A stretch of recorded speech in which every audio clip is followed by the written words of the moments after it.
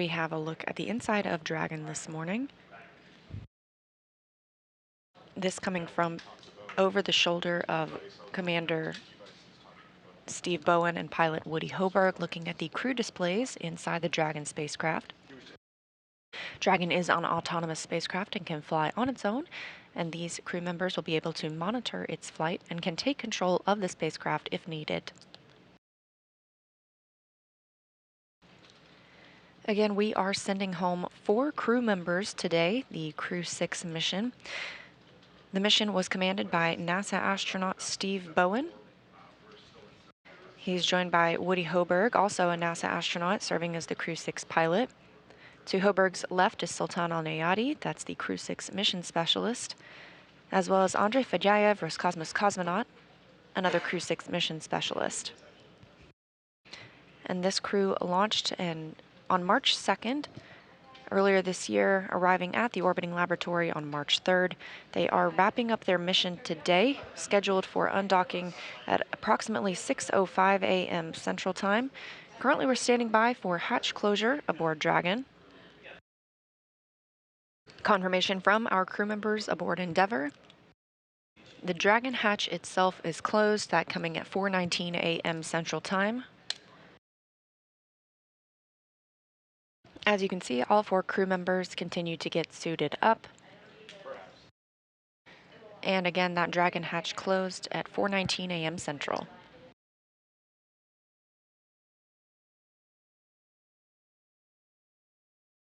Our crew members on Crew-6, NASA astronauts Steve Bowen, Woody Hoburg, United Arab Emirates astronaut Sultan Alneyadi and Roscosmos cosmonaut Andrey Fedyaev, preparing to return home after 184 days aboard the orbiting laboratory.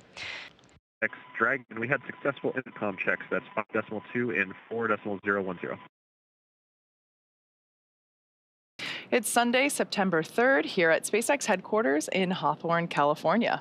We expect Dragon to push away from the space station at 4:05 a.m. Pacific, 7:05 a.m. Eastern with our Crew-6 astronauts. The crew is currently suited up and in the Dragon, and the station hatches are sealed and in preparation for departure. Standing by for undock burns 1 and 2.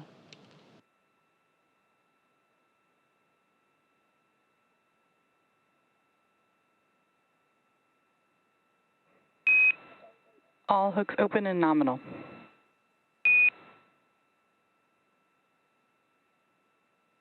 Copy, see the same.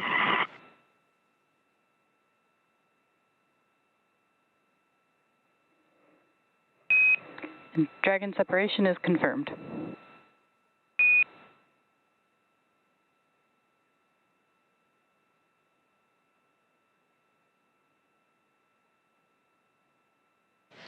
At 6:05 a.m. Central Time, and after 184 days on the International Space Station, Dragon has departed the orbiting laboratory, traveling 256 statute miles over the Pacific Ocean.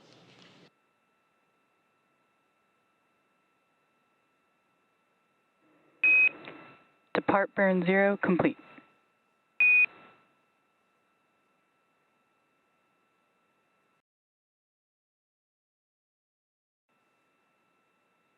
And with the successful undocking, again, that coming at 6:05 a.m. Central Time, right on time, Dragon, Endeavour, and Crew-6 begin their journey back to Earth.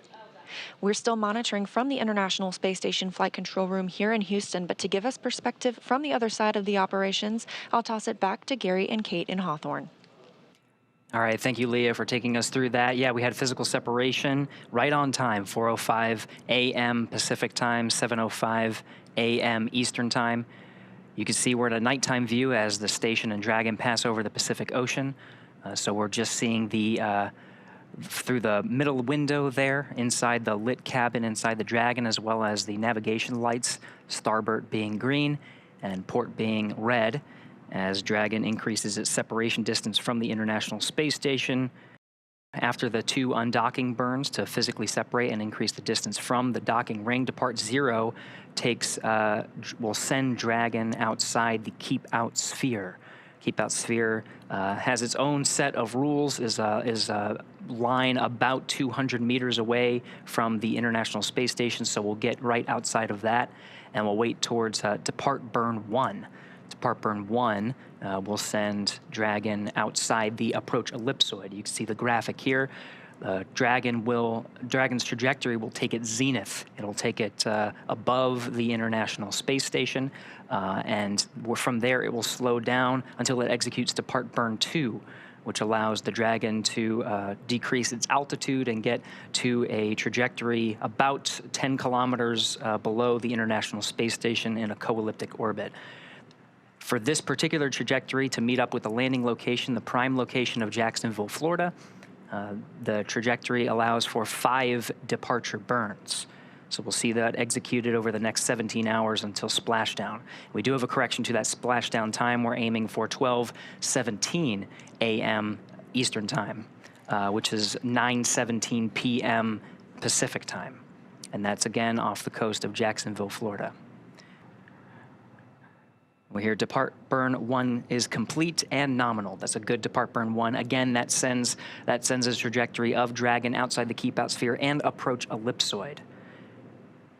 We'll continue our coverage until Dragon exits the approach ellipsoid, which will end joint operations between the Dragon and Dragon teams here in Hawthorne and the International Space Station Flight Control teams in Houston. Dragon SpaceX on the big loop.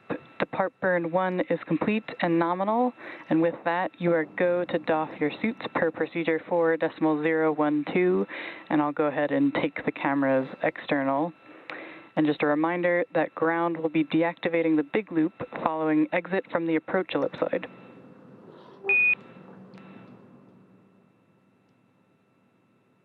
Copies moving into suit doffing, spacing for the cameras, and thank you, ISS. It's been an amazing 6 months. It's Crew-7 and 69 Soyuz, continue Expedition 69 and into 70. Enjoy your visit, and we'll talk to you back on Earth. And Dragon Station, we copy. We're going to miss you guys, but it's good to see you go and get back to your families. Great job on the mission. Godspeed, and we'll see you splashing down safely here in about 17 hours. Great job. So again, the crew has doffed their suits. It allows a little bit more comfort as they begin their journey, which will take more than 17 hours from the time of undocking to the time they actually touch down in the Atlantic coast.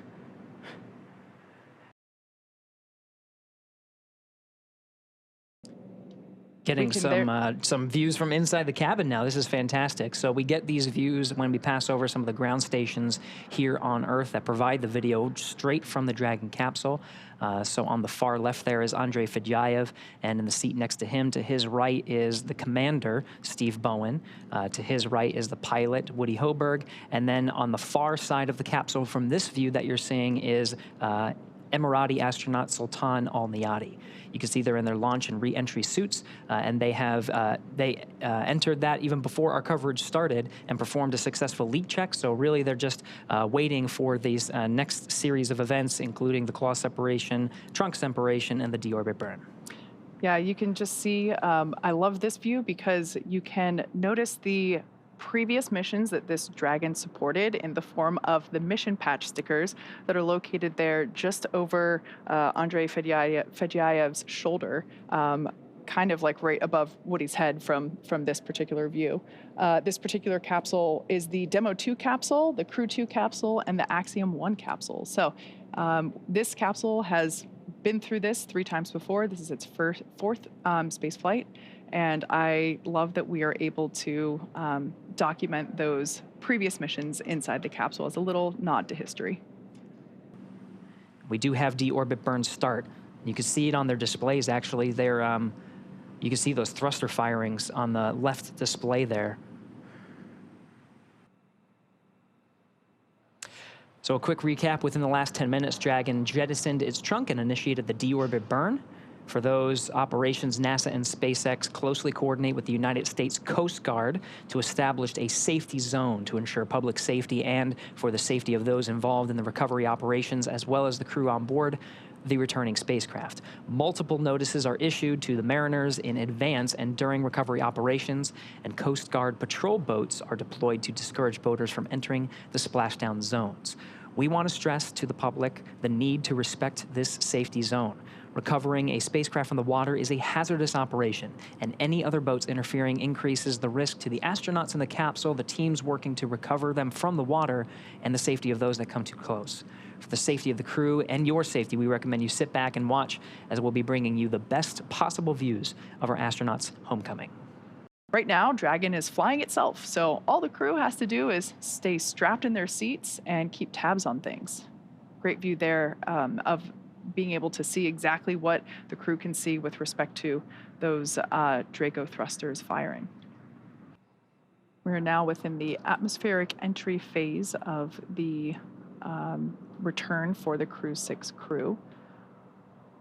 Once again, the plasma buildup on the exterior of the capsule results in our inability to command or communicate with the Dragon capsule during this time. This is a great graphic indicating the trajectory. This is an ascending trajectory that Dragon is taking. So as Gary just said, over the Gulf of Mexico, across the Yucatan Peninsula of Mexico. So if you're tuning in from Central Florida, head outside right now, look up, because this looks like our first live view from the WB-57. That's right. This is a high altitude aircraft that has thermal imaging, so we're able to get some of those views of the Dragon vehicle in the middle of its entry interface. Again, we're about 4 minutes in. We have a tally-ho on the vehicle from the WB-57. And actually maybe about 5 minutes in at this point. So maybe a little bit more than 2 minutes. Again, there's some variation in the predicted 7-minute time period. It's not exact. We might hear a little early, a little later. There's that streak I was just mentioning. That's a live view, not thermal. This is heading towards the Atlantic coast of near Jacksonville, Florida. So a beautiful view, such a striking visual that we have for these nighttime splashdowns.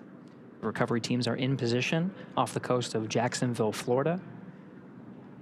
And we are still targeting our expected splashdown time of 9:17 p.m. Pacific, 12:17 a.m. Eastern. We only have about a minute and some change of this blackout period anticipated. And again, there's some variation on when we can hear from the crew. So what you're seeing on your... Dragon, SpaceX, comm check.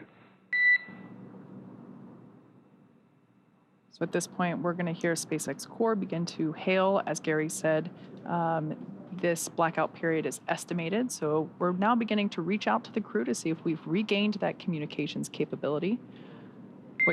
Dragon, SpaceX, comm check. What you're seeing on your screen now is a live view of the thermal cam on the WB-57. SpaceX Dragon, And we hear Crew-6 from inside the cabin on the back end of the blackout. Copy, Dragon. We see a healthy flight computer. Expect automated chute deployment. SpaceX Dragon collected. There's our live view of the crew, our first view of them on the other side of that communications blackout. At this point in time, they are re-entering through the Earth's atmosphere over the coast of Florida, heading towards Jacksonville, Atlantic coast. Up next will be the deployment of the drogue parachutes, which should happen in about 2 minutes, just over 2 minutes. SpaceX Dragon copies, receive it through. All right, so that call out, just letting the crew know that they can expect to have the initial parachute deployment, that is the drogue parachutes, and that those typically deploy about 18,000 feet. At that point in time, the capsule is going around 350 miles per hour.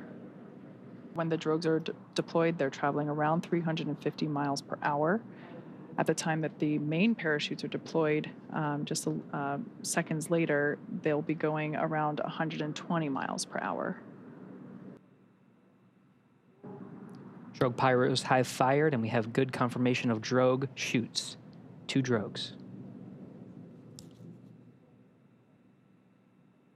It's a view from inside the parachute bucket.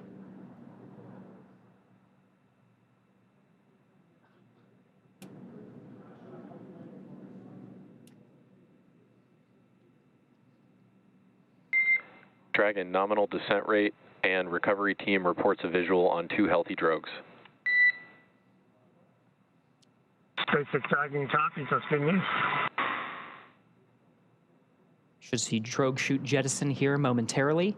We'll see those 2 chutes that you see be released from the capsule, just like so, and release the 4 parachutes, now deploying.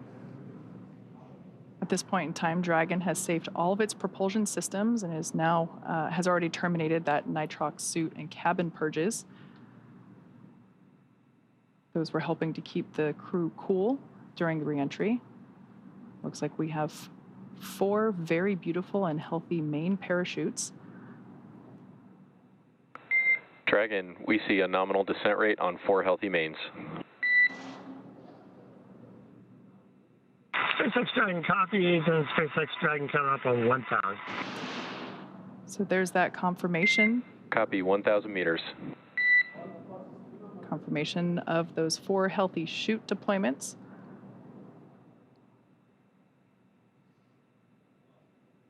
Now standing by for splashdown. At the point of splashdown, the capsule will be going about 15 or 16 miles per hour. Continuing to decelerate from a rate of from a speed of about 120 miles per hour. 800. So we will now begin. Copy, 800. To hear Commander Steve Bowen call out the altitude as they approach the water surface. That is again in meters. Landing in water is simpler and provides more margin against unlikely parachute issues. We had to learn how to make Dragon waterproof, but once you do that, it's very much a rinse, review, reuse type process. 600. Copy, 600. 600 meters, and the descent rate is as predicted, meaning we're targeting that splashdown time in about a minute.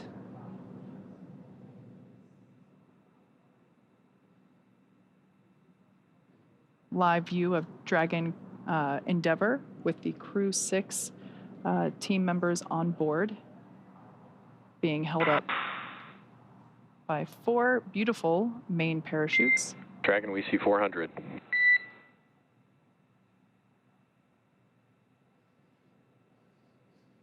We're now about 400 meters above the ocean surface.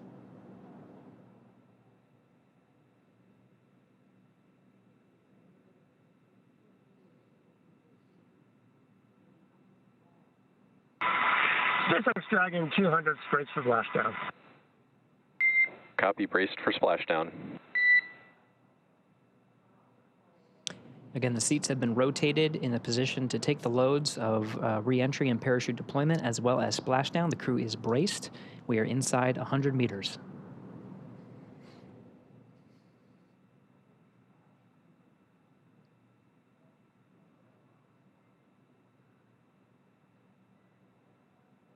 Dragon Endeavour continuing its slow descent. There we can see splashdown on screen. Those parachutes are then cut and released.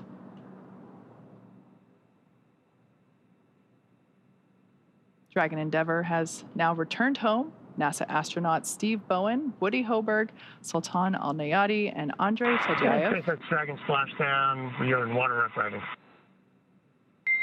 Copy, splashdown, and we see main chutes cut. After a 17-hour return journey from space, Crew-6 is home.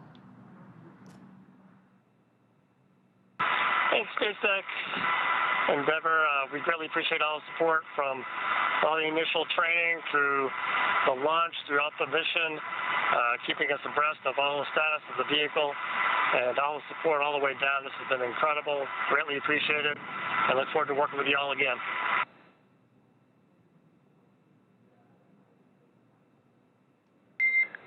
Copy all, and you've got a room full of happy people here. We've got some systems to verify safe before we give the boats a go to approach. I'll be back with you on that topic in a minute. SpaceX Dragon copies. We'll just enjoy the wallowing here. It might be soothing, so maybe I'll be napping soon.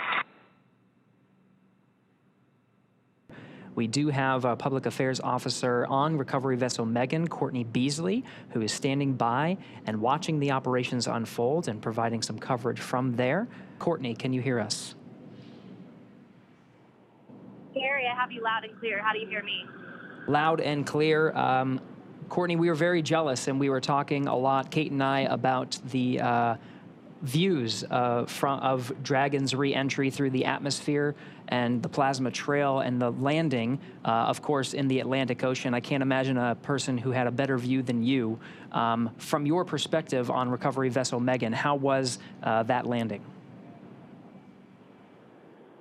Gary, it was absolutely beautiful.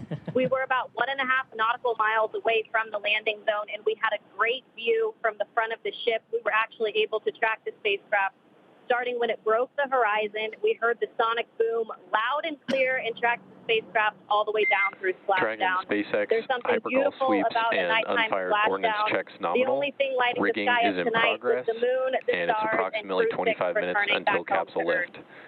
We did just hear a call out indicating that the sniff checks were successful, so the close approach team now has the green light to begin climbing on board the Dragon capsule, so we should see the recovery continue along. But I want to hear more from Courtney with her bird's eye, or with her live action view. That's right. Yeah. Back to you, Courtney. We just wanted to pause for some of those communications with the crew and just follow along on the action here. But really want to understand what it's like there. You got some beautiful views. We are seeing, some of the seas. I think that we're tracking about.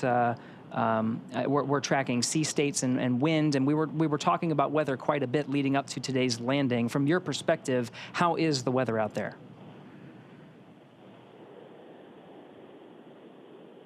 Yeah, Gary, it's about 80 degrees out here right now with fairly clear skies. Like I said, we were able to track that spacecraft pretty good tonight.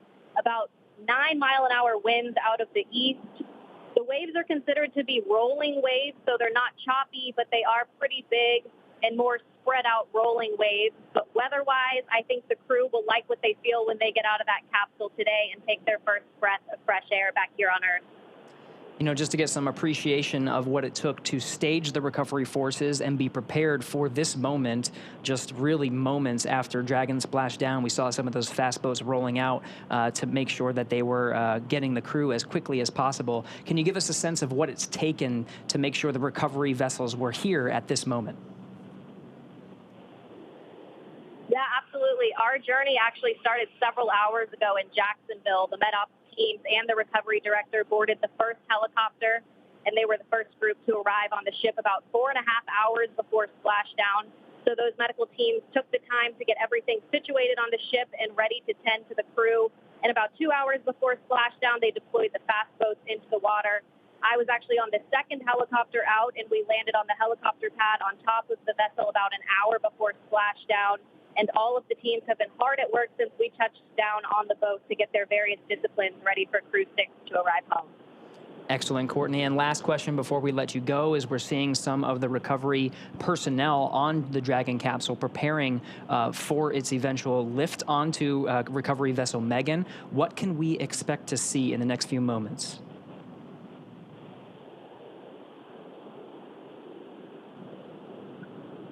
Yeah, Gary, so once the crew is out Copy. We of also the have you 5 by capsule, 5. they'll be Boats are working transferred on you over to the and med rigging bay, up the where the vehicle. crew will I'll get back them to you checked out closer by to their capsule medical lift. teams, and we'll have the opportunity to take those space suits off and get comfortable back here on Earth.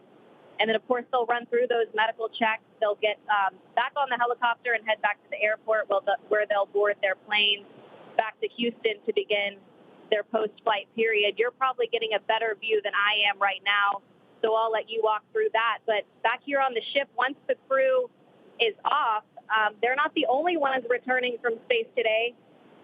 we'll actually stay here a little longer with the cargo team since there was International Space Station cargo returned on this flight. So once we get back to the airport, the cargo teams will begin doing cargo processing, taking photos of all of the articles that were included in the cargo, and they will pack all of that into box trucks that will take them back to various NASA centers. But Gary, an overall beautiful splashdown tonight, and I hope it was the same for you back in Hawthorne. Absolutely, Courtney. We've been getting some fantastic views. Thank you so much for that report. That was Courtney Beasley out on the recovery ship, providing live coverage from the landing site just off the coast of Jacksonville. We're back in the action now, seeing some of the views from the recovery vessel and the recovery operations team, including helicopters, fast boats, jet skis, and of course, we're getting views from some of the ships that are standing by waiting to actually pull Dragon out of the water. So at this point in time, the Dragon capsule has safed all of its systems. Mission Control did a systems check to make sure that that was true and accurate. They gave the fast approach teams the green light to approach and begin the rigging process, which is what we are now seeing underway. Additionally, they have recovered the parachutes from the water. So those were, we were able to see those being dragged onto a boat.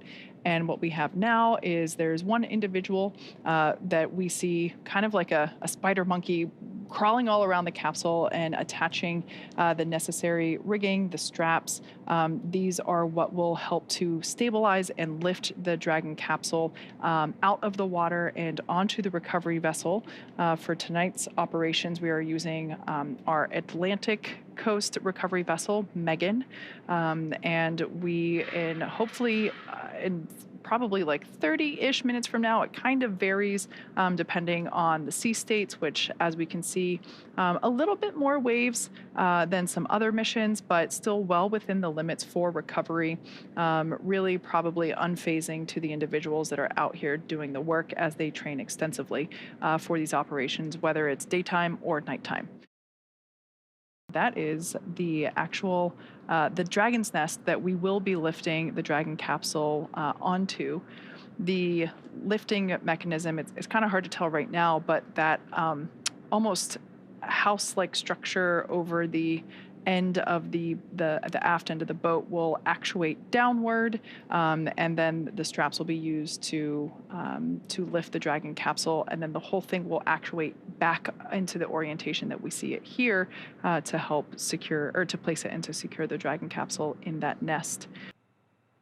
Dragon now in the air, the hydraulic lift being activated, and will be utilized to center Dragon on the nest there at the aft end of the vessel.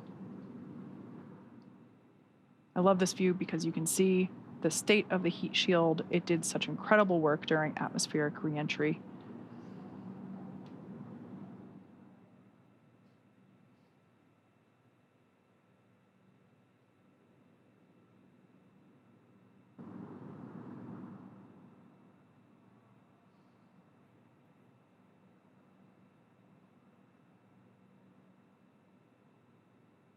Dragon Endeavour now placed into the nest of our recovery vessel, Megan.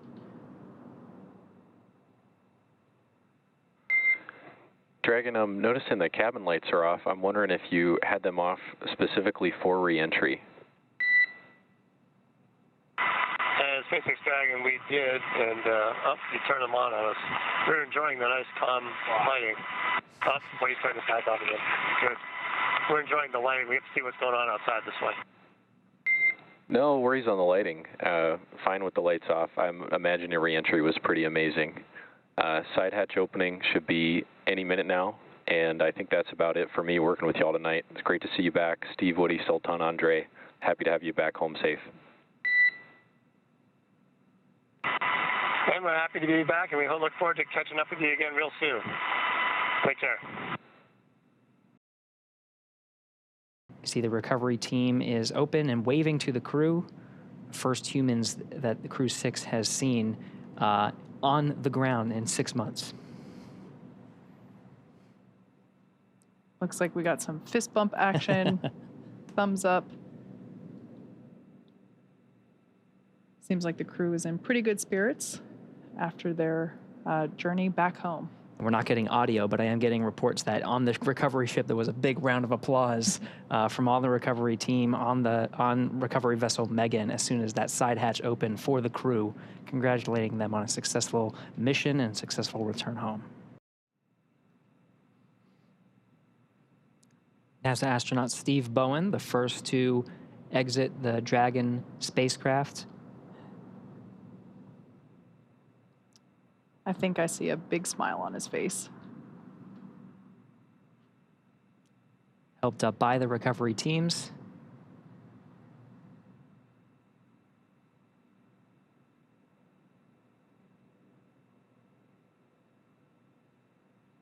Now being seated in a rolling chair to help move him back to the medical bay, where he will get a quick checkout with the flight surgeon.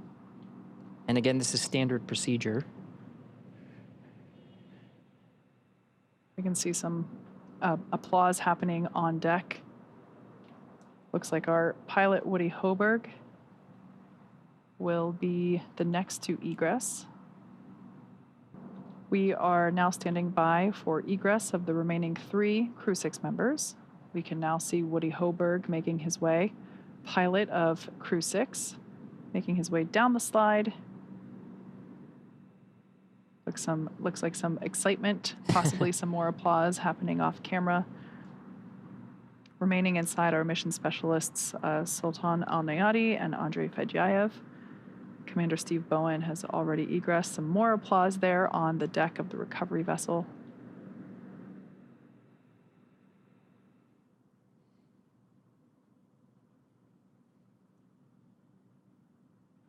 There's Roscosmos cosmonaut Andrey Fedyaev being assisted by the recovery teams onto the rolling chair. He'll also be positioned over to the medical facilities. Last remaining crew member inside Dragon Endeavour now is Emirati astronaut Sultan Alneyadi, completing 186 days in space. Got some happy waves there from Andrey. More applause.